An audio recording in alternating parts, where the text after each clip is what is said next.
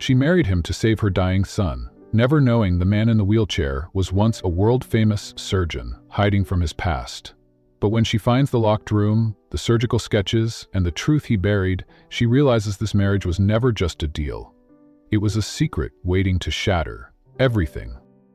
Before we dive into this unforgettable journey, tell us in the comments, where are you watching from? If stories about love, sacrifice, and second chances speak to your heart, hit that subscribe button, because tomorrow we're bringing you another powerful story you won't want to miss. The diner clock ticked louder than usual, its hands dragging through the thick fog of Lila's exhaustion. Her son, Jamie, was back at the hospital, and the latest bill lay folded in her apron pocket, unopened but heavy. She didn't need to read it. She already knew it was more than her 2 jobs and sleepless nights could ever cover. That's when the man in the tailored suit walked in. Not a customer, not from this town. He slid into a booth, glanced at her name tag and asked calmly, "Lila Monroe?" Her hand tightened on the coffee pot. "Who's asking?" He smiled with professional distance. "I represent a private client. You've been considered." Before she could question him, he passed a card across the table, black, embossed with a gold emblem. Wynn Legal Holdings. She had heard the name before. Asher Wynn. Rumors of a reclusive billionaire, paralyzed from an accident, who hadn't been seen in public in years. The lawyer leaned forward. "My client is offering you a 1-year marriage. No intimacy, no expectations, just presence. In return, he will cover all your son's medical bills and offer a final payout of $500,000. Lila stared at him. "You want me to marry a man I've never met? But it's a contract. You will be well provided for and free after a year." Her mind screamed no, but her heart thought of Jamie, of the tubes, the quiet beeping monitors, and the way he whispered, "Monty, it hurts," when he thought no one could hear. "Soon?" she asked, voice thin. The lawyer slid a folder toward her. "Sign today, move in tomorrow." The mansion was nothing like she'd imagined. It loomed at the edge of a cliff, wrapped in mist and ivy, with cold white columns and too many windows. Not a soul welcomed her. Only silence and the echo of her own uncertain footsteps. A housekeeper took her coat without speaking. A butler led her through long marble hallways. "Here," he said, pushing open 2 massive doors. The room was dim, fire crackling behind a grand stone hearth. In front of it sat a man in a wheelchair, his back to her. He didn't turn. "You're Lila," he said flatly. His voice was gravel over ice, deep, detached. She swallowed. "Yes." A pause. "Wynn." He still didn't look at her. "I don't expect conversation. I don't require affection. All I ask is loyalty. Follow the rules. No questions, no locked doors opened." She shifted. "I understand." He finally turned. Her breath caught. Asher Wynn was not old. He couldn't be more than mid-30s. Handsome, sharply carved features, but eyes that looked through her. Eyes that had seen too much. He glanced once at the folder in her hand. "Sign it." Her hands trembled, but she signed. He nodded once. "The guest room is down the hall. We will dine at 7. Don't be late." The doors shut behind her with a finality that made her flinch. At dinner, she wore the nicest thing she had, a plain navy dress. The table was long enough for 10, but only 2 seats were set. Silverware gleamed like it had never been touched. He was already there, motionless, arms resting on the wheels of his chair. "You're punctual," he said. She sat. "I used to be a waitress. I live by the clock." He didn't smile, but his gaze lingered on her as though memorizing everything she was trying to hide. They ate mostly in silence. When the housekeeper came to clear the plates, he said softly, "Loyalty matters more to me than anything." Her eyes flickered up. "I can do loyalty?" His expression didn't change, but something behind his eyes shifted. As she rose from the table, he added, "No questions, remember." She nodded. But as she walked down the silent hall, past one locked door after another, something inside her whispered, "Not yet, but someday." The next morning, the mansion felt more like a mausoleum than a home. Lila woke to the sound of rain against the tall windows, her room too quiet, too pristine. Her son's photo on the nightstand was the only warmth she had brought into the house. She dressed and wandered the halls cautiously, mapping the estate in silence. The air was heavy with rules unspoken. Every hallway stretched like a reminder. She didn't belong here, not really. In the east wing, she found a small library. The shelves were filled with untouched books, philosophy, architecture, classics. One volume sat open on the table, its margins filled with precise charcoal sketches. She reached for it, but a voice stopped her. "Don't touch that." She turned sharply. Asher sat in the doorway in his chair, watching. "I didn't mean to intrude," she said quietly. "You live here. Intrusion is expected." But the way he looked at her now was different. Measured. Not cold exactly. Just waiting. She stepped back. "What do you do all day?" He wheeled forward slightly, eyes narrowing. "I watch." A pause. "What do you see?" she asked, not expecting an answer. He replied anyway. "Someone who keeps her pain behind her spine, upright, as if it'll break if she bends." She said nothing. His words hit closer than they should have. Later that day, Lila helped the housekeeper in the kitchen. The staff spoke little and moved like ghosts, loyal to silence. When she asked for a broom, the maid simply nodded toward the pantry and left her alone. Inside, she found the broom, but also something else. A wooden door, locked, no keyhole, just smooth, heavy oak sealed tight into the wall. "Locked doors," he had said, and this one was definitely locked. That night at dinner, Asher's silence was thicker than usual. She watched him from across the table. The way he held his fork perfectly, moved nothing but his hands. The way he said nothing unless necessary. A man who had built walls out of grief and discipline. Finally, she spoke. "What happened to you?" His fork paused mid-air. Pressing the buttons for the phone, she added, "But I figured you might want to talk." He didn't respond, just finished chewing, then wiped his mouth with precision. "You may eat in your room tomorrow," he said. That was it. The conversation was over. But when she rose from her chair and turned to leave, she heard him add behind her, "Don't go near the east wing again." That night, Lila stood at her bedroom window, rain streaming down the glass like silver threads. She pressed her hand against it, eyes closed. She hadn't signed up for curiosity. She'd signed up for survival. But the more she watched Asher win, the more questions clawed at her. Why did a man with so much, unlike her, influence, need someone like her? And what exactly was behind that locked door in the pantry? She promised herself she would follow the rules. But deep down, she already knew she'd break them. The days at the Wynn estate passed like shadows, quiet, unmoving, thick with something unspoken. Ilea settled into a strange routine. She cooked simple meals, kept the spaces tidy, and checked on Asher each morning, only to be waved away by a curt shake of the head or a brief nod. He didn't want help dressing, didn't want conversation, but he watched her. Every movement she made, every step through the halls, his eyes followed. She never felt threatened, only scrutinized. It was like he was trying to solve a puzzle with her face as the final piece. One afternoon, she brought tea to the solarium. The air outside was crisp, the sky a brittle blue. She thought he might want a break from his study, but he declined. Instead, he said flatly, "Don't go near the west wing." Her breath caught. "Why?" "Because I said so." The answer was sharp enough to sting. So she nodded. "Fine." But curiosity, once stirred, never really slept. At night, unable to sleep, Lila wandered the corridor near the west wing.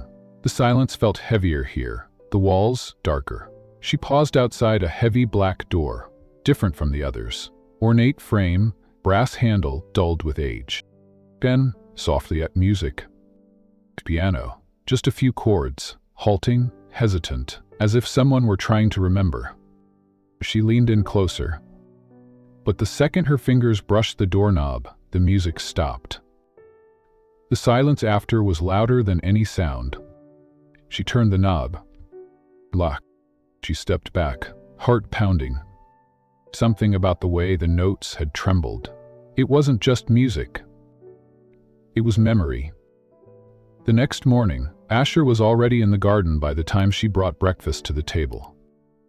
He didn't look up when she entered the dining room. But later, while dusting the hallway near the study, she stumbled upon an open cabinet. Tucked behind some forgotten leggers were medical textbooks. Her own spines cracked, titles faded, spinal regeneration, neurotrauma recovery. Tucked between the pages of one was a broken scalpel. The blade snapped clean at the base, as if someone had thrown it against a wall. Beside it, a photo. Asher Wynn, much younger, smiling in a white coat. Beside him, another man, likely a colleague. Both were in scrubs. Happy, whole. She stared at the picture. So he had once been a doctor. A hero? And now, he couldn't even accept help tying his shoe. Before she could put it all back, a sharp voice cut through the silence. "What are you doing?" She jumped, spinning to find him in the doorway, jaw clenched, hands tight on the wheels of his chair. "I was just cleaning," she said, holding the photo in her hands. He rolled forward slowly. "That doesn't belong to you." "I didn't mean..." He took the photo from her, eyes flashing. "You were told not to snoop." He cut her off, his voice rising. "You think because you wear the ring, you have the right to dig through what's mine?" Tears filled her eyes, more from his tone than the accusation.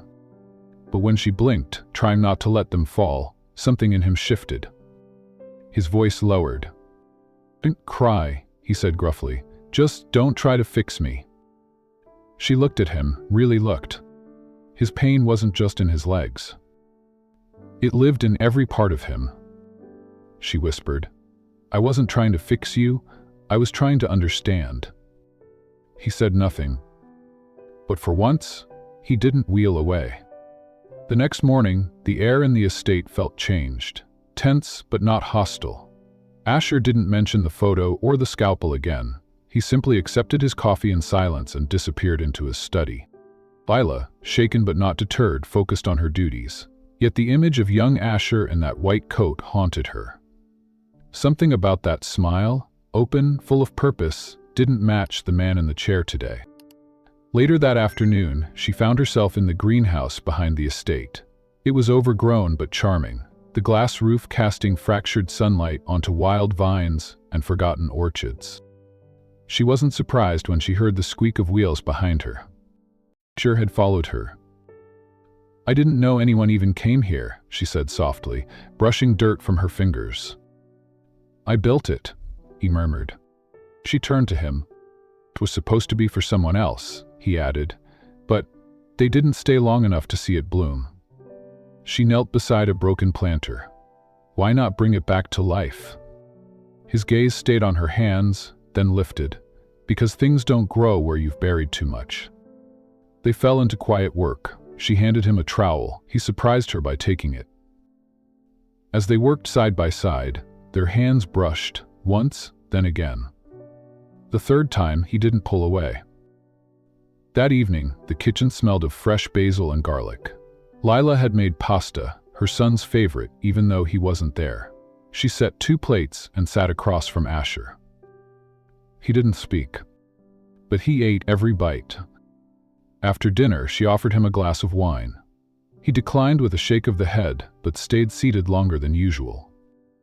"You don't talk much," she finally said, watching the flicker of candlelight in his eyes. "Used to," he replied, until talking started to feel like begging. Forgiveness, understanding, a reason to still be here. She felt her breath catch. Then, gently, "Do you play the piano?" His eyes narrowed, just slightly. "Heard music," she added quickly, "coming from that locked room." He didn't deny it. "Once," he said, I used to play when I couldn't sleep. Then the silence became easier. Silence was never easy, she thought. It was just safer. The next day, the rain came hard and fast. Thunder shook the windows. Lila rushed to close them, and in the hallway near the west wing, she found Asher staring through a pane of glass at the storm. His knuckles were white against the frame of his chair. She walked toward him. He didn't flinch. "Are you okay?" A long pause. Then, almost too quiet to hear, "I hate thunder." She moved closer and knelt beside him. "You're safe," she whispered. The words surprised even her. Their eyes met, and for the first time, Asher didn't look furious. He looked at her and didn't look away. When she stood, she offered her hand. He stared at it, hesitated, then slowly placed his palm in hers. And for that 1 second, the storm outside no longer mattered. The nights in the mansion had changed. Where silence once swallowed the halls, now there were quiet stirrings. Lila had just put her son's photo back on her nightstand when she heard the music. It was past midnight. The melody was soft, haunting, deliberate. A classical piece she remembered from the old radio in her childhood kitchen. Her mother used to hum along while cooking. She stepped out barefoot, drawn like a moth. The sound was coming from the forbidden west wing. But this time, the door wasn't locked. Inside, the room was dim, lit only by a stained glass lamp. Asher sat at a grand piano, his back to her, hands moving fluidly over the keys. His posture was perfect, no tremor, no hesitation. He wasn't struggling. He was brilliant. He didn't see her, or maybe he did and didn't care. Lila stood there for a long moment, heart beating loud in her ears. Then she turned and slipped away, leaving him with his music and his secrets. The next morning, the air between them felt different. She found him in the study, sketching something intensely. She said nothing as she set his tea down beside him. But her gaze landed on the paper he was working on. It wasn't just a doodle. It was a surgical diagram, detailed, anatomically perfect. "Harry," she said slowly, "are you practicing?" He paused, then placed the pencil down. "To a neurosurgeon," he said, voice flat, "one of the youngest in the world to lead an aurora." She sat across from him. "What happened?" "When a mistake. One that cost someone everything." His hands rested on the table. They weren't trembling. They looked steady. "You told me you were paralyzed." He didn't look at her. "I told you what people believed. There's a difference." She felt her breath catch. "You can walk?" "I can," he replied, "but I don't." The confession hung in the air. Lila's voice softened. "Why?" "Because walking again means standing in front of the world that ruined me. It means risking being seen." "You'd rather be pitied?" He looked up then, eyes sharp. "No, I'd rather be forgotten." She swallowed hard. "But you're not forgotten." "You're supposed to die in that car crash," he said. "I didn't, but something else did." She didn't ask what she already knew. Hope, faith, maybe even love? She reached for his sketch, tracing the lines. "You're still brilliant." He chuckled bitterly. "Brilliance doesn't fix broken things. Neither does hiding." Their eyes locked. That night, she didn't hear music, but in the early hours she saw light under his door. Curiosity tugged at her again. When she peeked inside, she found him sketching, his hands flying across the paper, diagram after diagram. Notes, angles, innovations. A lifetime of genius trapped behind fear. "You're not paralyzed," she said, louder this time. Asher froze, jaw tight. But still, he said nothing. Lila stepped further into the room, her bare feet silent against the polished floor. Asher didn't look at her. He simply leaned back in the chair, hands in his lap, as though she hadn't caught him unraveling everything he claimed to be. "You let me believe you were broken," she whispered. "Why?" His voice was calm, distant. Because I was... She folded her arms tightly across her chest, but not physically. Not like you said? Briskly, but emotionally? Spiritually? That part was true. The room fell quiet again. Lila walked to the edge of his desk and picked up one of the sketches. Her eyes scanned it. Innovative spinal cord mapping, something beyond what she'd seen even in textbooks. You still think like a surgeon, she said softly. Thinking doesn't mean I belong there anymore. He stood suddenly. Not with effort, not with pain, but smoothly. He walked around the desk and stood before her. Lila's breath hitched. She'd suspected, but seeing it, his body moving, his strength, his composure, it shared everything. What are you pretending? She asked. Because this house is safe. Out there, I'm the disgrace, the doctor who vanished, the man with a ruined reputation and hands he swore he'd never use again. She touched his hand. But they still work. The girl said, but working hands can still hurt people. She let the silence stretch before responding. You're not hurting anyone anymore, Asher, but you're punishing yourself. He looked away. I don't deserve to touch a life again. Violet tilted her head. Then start with mine. He blinked at her. She took a breath. When I walked in that door, I was just a mother signing away her year for money. But now, I see a man who's hiding behind shadows because he's afraid of the light. He stared at her like she'd just opened a door he thought was sealed shut.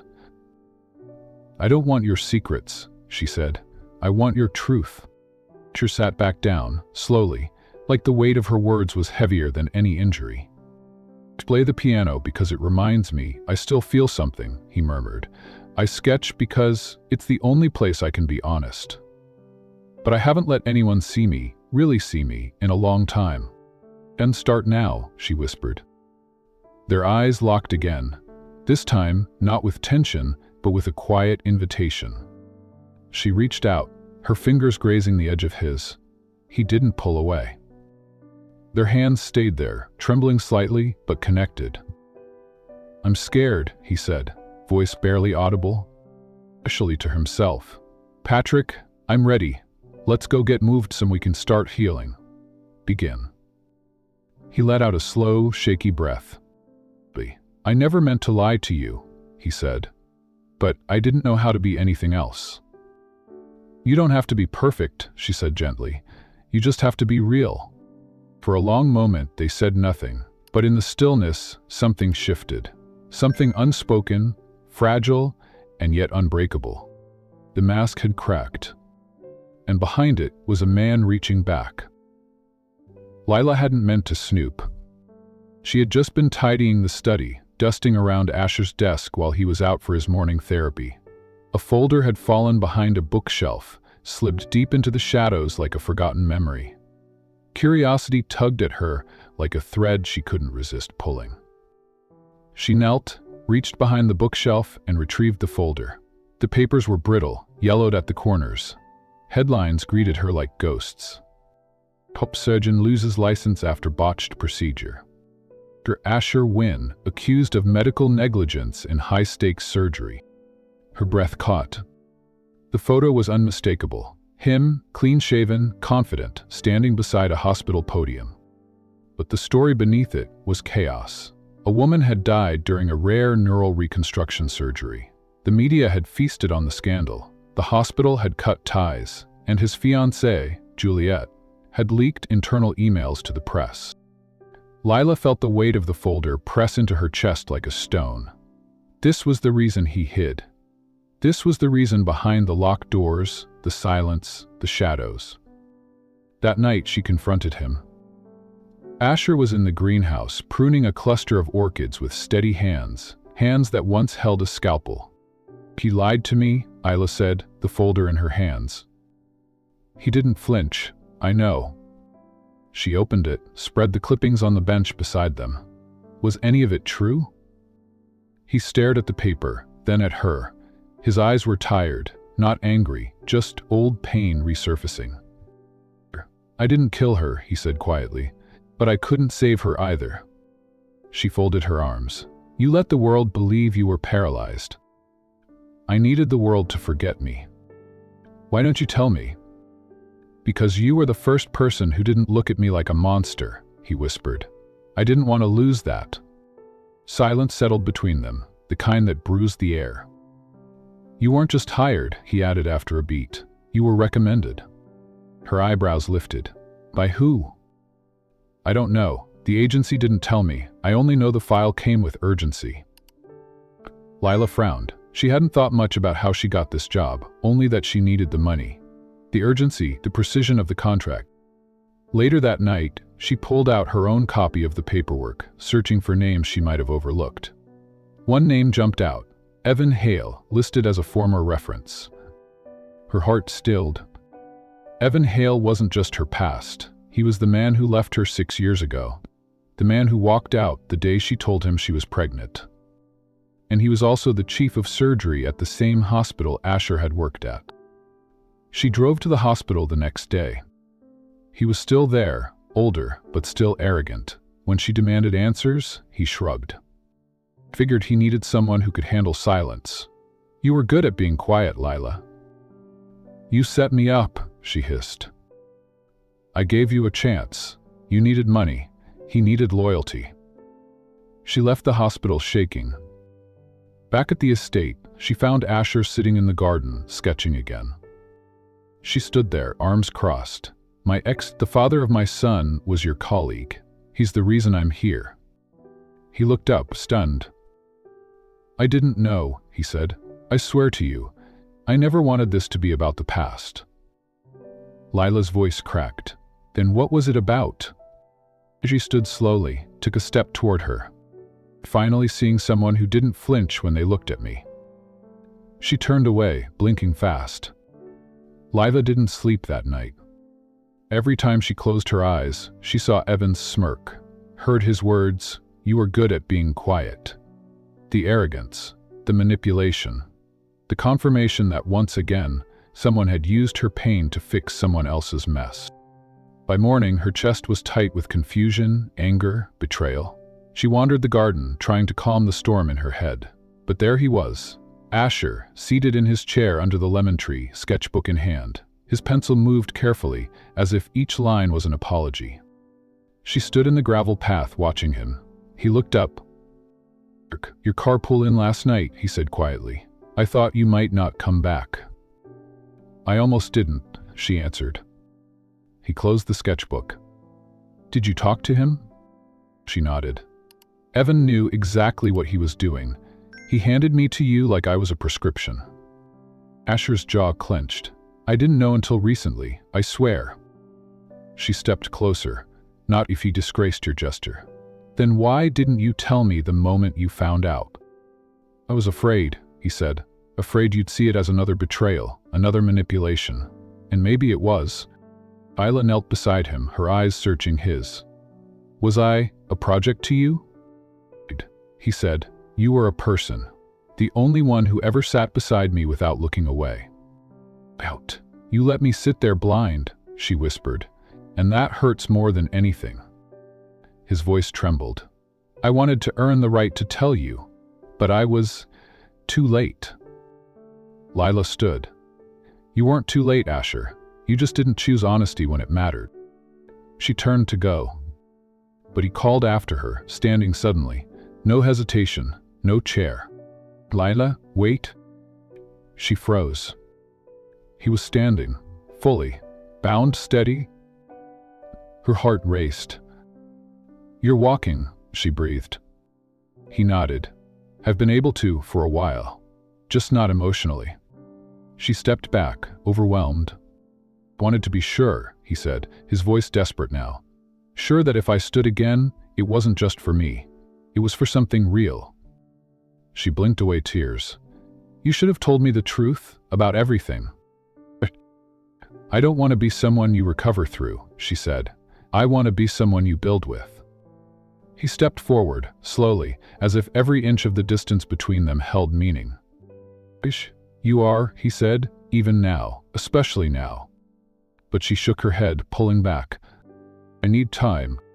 He nodded once, accepting it. "I'll wait, for however long it takes." As she walked away again, Asher didn't follow. Didn't plead. He simply stood, no longer the man in the chair, but a man ready to face the world. And Lila? She walked into a storm of her own, knowing she had a choice to make. Not for her son's survival, not for money or contracts, but for her own heart. For once in her life, she was choosing truth. Even if it hurt. The sun had barely risen when Lila heard the crash. She raced into the kitchen and found her son, Caleb, collapsed on the tile floor, his lips pale, his tiny frame trembling. A bowl of cereal lay shattered beside him, milk soaking through his pajama pants. Her scream pierced the silence. "Caleb?" His eyelids fluttered, and for a heart-stopping second, she thought she'd lost him. Then, hands strong, Steady pushed her gently aside. "Sure." He had come running, barefoot in a wrinkled t-shirt. But his movements weren't frantic, they were focused, clinical, his voice calm but firm. "Lila, get his feet elevated, now." She obeyed without thinking. Asher knelt beside her son, 2 fingers checking for pulse, his other hand tilting Caleb's head. His mind was already racing through diagnostics. Low blood sugar? Cardiac? Neurological? Caleb moaned softly, his eyelids twitching. She said, placing a hand over the boy's chest, "You're going to be okay, little man. Just stay with me." Lila hovered, hands shaking. "Should I call someone?" "But first, orange juice, if you have it. Fast?" She sprinted to the fridge. When she returned, Asher had Caleb's head cradled in his lap, coaxing him with soft reassurances as he slowly regained consciousness. The boy sipped the juice with trembling lips. Asher looked up at her. "It's not epilepsy." His glucose plummeted. "This has happened before, hasn't it?" Lila swallowed hard. "Twice. Once at school. They thought it was stress." His jaw tightened. That was no panic attack. Whoever diagnosed him, they missed something. She blinked fast, tears threatening. "You saved him." That's all," she said, her voice cracking. "You didn't hesitate. You knew exactly what to do. You were a surgeon, and you still are in all the ways that matter." Asher didn't respond. He simply lifted Caleb in his arms, carrying him like something precious. Lila watched them, one man broken by the past, the other boy barely stepping into his future. And something inside her shifted. Later that day, while Caleb rested upstairs, Asher showed her his old medical journal. Pages of notes, sketches, case studies. She flipped through them slowly, reverently. "I looked into your son's file," he said quietly. "I recognized the attending physician. It was Dr. Evan Hale." Her hands froze. "Of course it was him," Asher continued, voice low but burning. "He never should have cleared Caleb without further testing. His symptoms were classic for a rare glucose metabolic disorder, GSD type 0. She stared at him. "You're telling me Evan, my ex, misdiagnosed his own son?" "Never saw him as a son, just a problem. I read the notes. He rushed the consult." Lila sat back, overwhelmed. "You didn't just marry me for appearances," she whispered. "You knew. You were trying to help Caleb." Asher nodded. "At first, yes, but not like this. I wasn't supposed to get involved. I thought, if I stayed distant, I wouldn't ruin it. I didn't expect you to matter." She looked down at her lap. Her fingers trembled. "You should have told me everything from the start." "I wanted to, but I didn't want to risk losing the only thing that felt right." She stood. "But you lost me anyway." The evening air was thick with silence as Lila stood at the top of the stairs, watching Caleb sleep. His face was soft, peaceful now. No tremors, no panic, no shadows. For the first time in months, he looked like a child instead of a patient. She descended slowly, heart pounding. Asher sat on the front porch, sketchbook in hand, drawing something with charcoal strokes. He didn't look up when she approached. She stood beside him for a long minute, What are you drawing? Few years, he said softly. She almost laughed, but it came out like a sigh. How does guilt look? He turned the sketchpad. It was a small boy, curled up in a woman's arms. Behind them, a man stood in shadow, half visible, half erased. Lila exhaled slowly.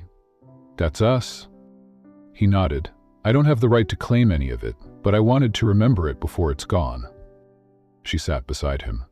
You had no right to play God with our lives, but you saved my son, and you didn't do it for the cameras or the court. You did it because it was the right thing. I don't deserve forgiveness. Maybe not, she said, but Caleb does. He deserves the truth. Help however I can. You already did, she said, voice trembling.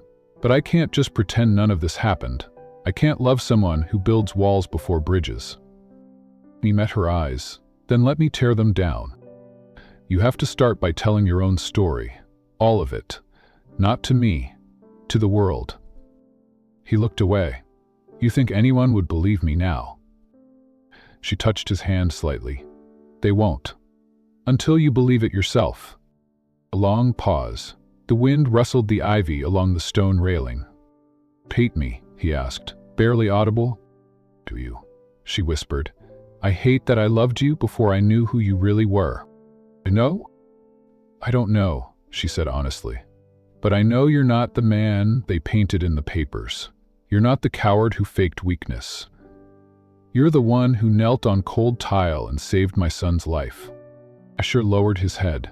Then I'll spend every day proving that version is real. Lila stood. That's not for me, that's for you. And maybe, when you've figured that out, I'll still be here. She walked back into the house, not with anger, but with strength. Behind her, Asher remained still, his sketchbook open, his future unwritten. But now, for the first time, he had a reason to try. The motel room was dim, the buzzing neon sign outside flickering against the curtain. Lila sat on the edge of the bed, watching Caleb sleep, his small chest rising and falling steadily. There were crumbs on the table, takeout wrappers on the floor, and the faint scent of antiseptic clinging to her skin from the hospital. But it was quiet, and he was safe. Still, her mind wouldn't rest. She hadn't heard from Asher in days, not since she left the estate, not since she told him she couldn't stay in a house full of secrets.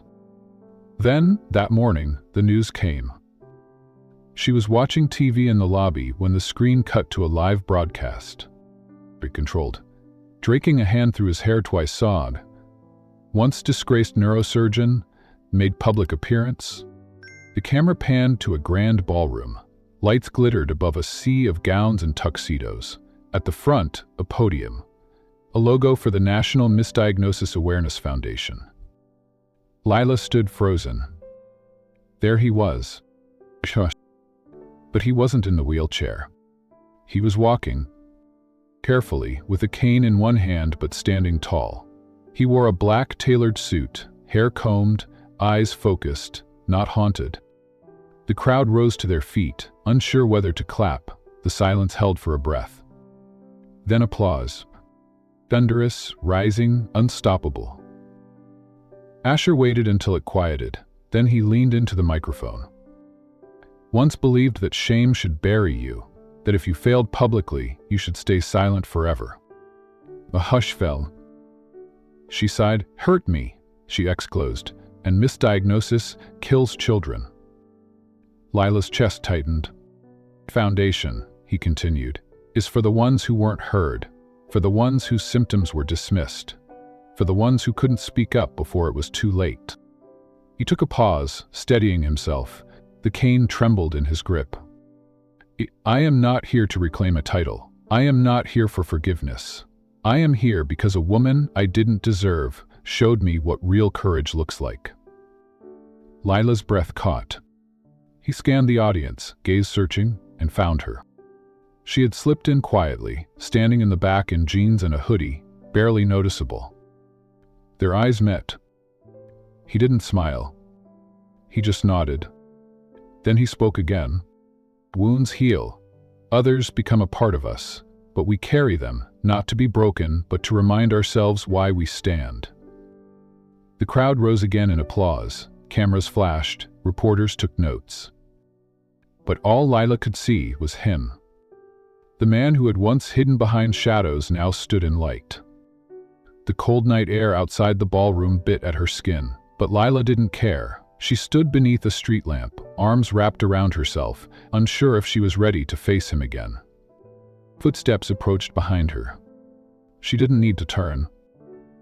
"I wasn't sure you'd come," Asher said, voice soft. "I wasn't sure either." He stopped a few feet away. "I didn't know how to fix what I broke, but I knew I had to stand up and speak. Not just for you, or Caleb, for the people I failed before." She turned to face him. "You weren't paralyzed," she said, "but you were broken. You lied. Dear. Tonight," her voice cracked, "you stood, and not just with your legs." He nodded, eyes glistening. "I was afraid. Afraid that if you saw the real me, the man without a license, without the title, you'd leave." "I would have let you," he whispered, stepping closer. "But then I realized, I don't need a contract anymore. I don't need rules or lies." She felt her throat tighten. "Occasionally, I just need you," he said. Lila blinked fast, fighting tears. "I didn't want to need you. I wanted to protect Caleb. I wanted to protect myself." He reached out slowly, as if afraid she'd shatter. "Everything fine? You do need me?" he asked. She let out a trembling breath. He touched her cheek, gently wiping away the tear that escaped. She leaned into his palm. "We never supposed to fall for you," she whispered, "but I did. Even when I didn't trust you, my heart did." Asher closed his eyes. "Then give me one more chance, not because I've changed, but because I finally want to be the man you thought I was." She laughed softly. "That's not who I want." He stiffened slightly. "I want the man you are now. The one who speaks, the one who stands, the one who shows up." His shoulders dropped, relief and hope mingling in the cold. "I want the woman who doesn't run," he replied. "Then let's stop running," she whispered. He pulled her into a hug. No contract, no performance, just warmth. Lila buried her face into his coat, tears soaking the fabric. "You're not just standing, you're fighting." He kissed the top of her head. "I'll never stop." Behind them, the lights from the gala dimmed, but outside, under the quiet stars, two broken people stood, not as strangers or survivors, but as something new. Something worth building. Together. The sun was warm over the hills that morning, casting gold across the sprawling green just beyond the estate. A new structure stood at the edge of the land, a single-story clinic with wide windows and a modest garden outside. It wasn't grand or flashy, but it was full of promise. Lila stood in front of it, her fingers brushing the metal plaque near the entrance. Win Carter Community Health Center. Beneath it, in smaller letters, "For the ones who were never heard." She swallowed hard. Her name, carved next to his. "I thought it should be both of us," Asher said behind her, his voice low. "It only makes sense." She turned, sunlight haloing him. His cane rested against the bench beside him, but he stood with a newfound steadiness. Not just on his legs, but in his spirit. "It's beautiful," she whispered. "Design it," he said. "It's yours too." Lila glanced through the glass. Inside, rooms were still being painted. Volunteers buzzed about, setting up supplies, arranging chairs, placing books in the waiting area. A place that would offer free treatment, especially for children, especially for women who had nowhere else to go. "You didn't have to name it after me," she murmured. "I did," he replied, "because if it weren't for you, I'd still be hiding behind locked doors." He reached into his pocket and handed her a folded envelope. "There's something else you should know." She opened it slowly. Inside was a printed email. The name at the top made her stomach twist. Evan Hale. Her ex. Lila read the message in silence. Evan had contacted Asher months before the contract, not just to recommend her, but to threaten him. Keep her quiet, or the board will know you weren't as paralyzed as you claim." Lila looked up, her chest tight. "You knew?" He nodded. "I did. I knew who he was. I knew he was your past, but I didn't want to scare you away." Her voice shook. "Why didn't you say anything?" "Because I wanted to earn your trust, not manipulate it," he said softly. "And I was ashamed. I didn't want you to choose me because you pitied me. I wanted you to choose me because you saw me." She stood frozen for a long beat. Then her voice softened. "You weren't hiding, you were healing." He exhaled like he'd been holding his breath for years. "You," he said gently. "You weren't just surviving anymore, you were building." She looked toward the clinic again. "It's just the start." He smiled. "Exactly." That evening, Caleb ran through the garden, chasing a butterfly between the hedges. His laughter filled the air like music. Asher and Lila sat beneath a pergola, watching him. Vines twisted around the beams above them, and small lights glowed from mason jars strung overhead. "I want a real wedding," Lila said suddenly. Asher blinked. "You do?" She nodded. "No contracts, no terms, just us." "That's Isti, Caleb as the ring bearer," he added, smiling. She laughed. "Of course." They sat in silence for a moment, the kind that felt full, not heavy. "I never thought I'd be this happy," she admitted. Asher reached for her hand. "Neither did I." Plans for the wedding moved quickly. This time, not in secret and not for money. This time it was for joy. Lila chose a small garden behind the clinic. She didn't want opulence, she wanted real. Camille, one of her classmates from the new nursing program she'd started, helped with the decorations. Dozens of single mothers had enrolled. It was one of Lila's first proposals to the clinic board, and Asher had backed it fully. Exquisitely. "We're going to train women," she told him, "who know what it's like to be dismissed, who know how to listen." The program was thriving. In the days leading up to the wedding, Lila and Asher spent afternoons with Caleb planting flowers, laughing at how many times he spilled soil on his shoes. One morning, Asher surprised her with a ring. It was simple, silver, with a small sapphire set in the center. "It was my mother's," he said. "She never got to meet you, but she would have liked you." Fiercely. Lila took the ring, her fingers trembling. "I'll take good care of it." "I know you will." The day of the wedding arrived with soft clouds and birdsong. Chairs lined the garden path. Friends and volunteers from the clinic gathered, most of them wiping their eyes before anything had even begun. Caleb walked down the aisle, holding a velvet cushion with the rings tied tightly. He grinned the whole way. Asher stood beneath the arbor, cane in one hand, the other extended toward her. Lila walked slowly toward him, every step echoing a journey she never imagined surviving, let alone celebrating. When she reached him, he leaned slightly. "You look like spring," he whispered. She smiled. "And you look like hope." They exchanged vows, written from months of pain, growth, and healing. "I once lived in silence," Asher said, voice thick. "Then you walked in and taught me to speak again." Lila wiped a tear. "I once believed I had nothing but survival. Then you showed me what it means to live." When they kissed, the crowd clapped, and Caleb ran to hug them both at once. Lila knelt to hold him, Asher leaning beside her. A family informed from grief, secrets, and a love no contract could ever define. Later that evening, inside the clinic, Lila hung a new photo in the main hall. It showed the three of them standing beneath the arbor, and beside it, a quote in her handwriting. "Feeling begins when someone believes you're worth saving."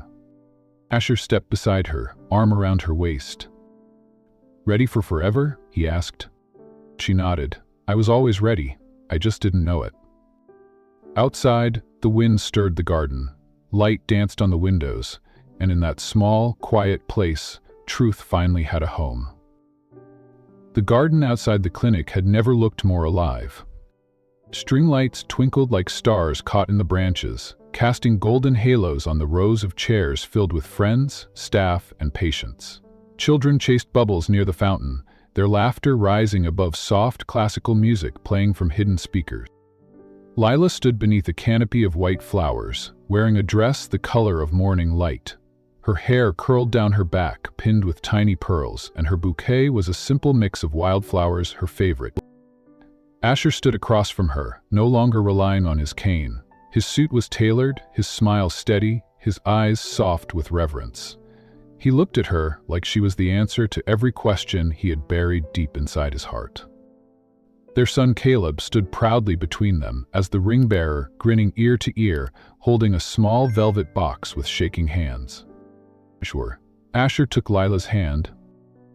"You gave me back my hands," he began, voice thick with emotion, "not for surgery, but for holding yours. And I never want to let go again." Tears shimmered in Lila's eyes. "You weren't my savior," she whispered. "You were my equal, my partner, my home." The officiant gave them the signal. They slid the rings onto each other's fingers, simple, silver, unbreakable. Cheers erupted as they kissed, a kiss that was neither hurried nor hesitant. It was slow, honest, built from every broken piece they had chosen to keep. Afterward, the celebration unfolded like a dream. Camille raised a toast to their love story, a nurse and a recluse, both walking out of pain and into each other. Guests ate under lanterns. Caleb danced with volunteers. Lila caught Asher laughing with an elderly patient they had treated just last month. The woman, holding his hands, said, "You don't just heal bodies anymore, you heal people." Later that evening, inside the clinic, Lila led a few guests to the newest wing. A hallway filled with framed photographs. Each one featured a story. A mother who had regained custody after recovering at their center. A boy once given a misdiagnosis, now thriving. A scholarship recipient in scrubs, holding up her first exam results. Above the frames, engraved in gold letters, "Second Chances." Lila paused by one photo of herself, Caleb, and Asher, taken months ago on the clinic's opening day. She touched the glass. "I never thought I'd be here," she said quietly to a guest beside her. "But now I can't imagine being anywhere else." Outside, the sun dipped lower, casting long shadows across the garden. Asher came up behind her, wrapping his arms gently around her waist. "You ready to leave the party?" She nodded. They stepped away from the crowd, hand in hand, into the softening dusk. Back at their home, the same mansion that once felt so cold, it was now filled with warmth, art, and laughter. The once locked rooms were open, the piano no longer gathered dust. Lila walked upstairs, barefoot, her fingers tracing the banister Asher once refused to use. In the nursery, a tiny crib sat beside a window. A lullaby played softly from a toy bear in the corner. She reached in and lifted her daughter into her arms. The baby stirred, eyes fluttering open, blinking up at her mother. Lila cradled her close and sat in the rocking chair by the window. The moonlight spilled across the hardwood floor, bathing the room in soft silver. She pulled an old photograph from the dresser. A younger Asher in surgical scrubs, sleeves rolled, confidence in his posture, brilliance in his eyes. Lila held it up to the baby's curious gaze. "If your father," she whispered, pressing a kiss to the child's forehead. "The man who saved lives, and then saved mine." The baby cooed, one tiny hand reaching out toward the image. Asher stepped quietly into the room and crouched beside them. He looked at Lila, his heart in his throat. "You look like you've always belonged here," he said. "I was just waiting for the right name," she replied. He smiled. "Lila Wynn suits you." She looked down at the baby girl, swaddled in a handmade quilt stitched with wildflowers and stars. "Aimed her hope," she said softly. "Because that's what you gave me." The three of them sat in silence for a moment, wrapped in a peace neither had known in the years before. Then Asher pulled something from his pocket, a folded paper. "What's that?" Lila asked. "The last page of our contract," he said. He unfolded it and showed her the final clause, the one she had never noticed. In the event of emotional entanglement, This agreement shall be considered void and rewritten by mutual love." She laughed, tears running down her cheeks. "You snuck that in?" "I had hope," he murmured. They held each other for a long time, their daughter falling back asleep in the cradle of Lila's arms. The next day, a new plaque was hung in the clinic's main hallway, just beneath the Second Chances wall. Wynn Family Foundation. Beneath that, Lila Carter Wynn, Director of Patient Advocacy. Dr. Asher Wynn, Founder. The staff clapped as it was unveiled, some even crying. Lila stood beside Asher, holding Caleb's hand in one and Hope's tiny foot in the other. Cameras flashed, but the real moment wasn't captured in pixels.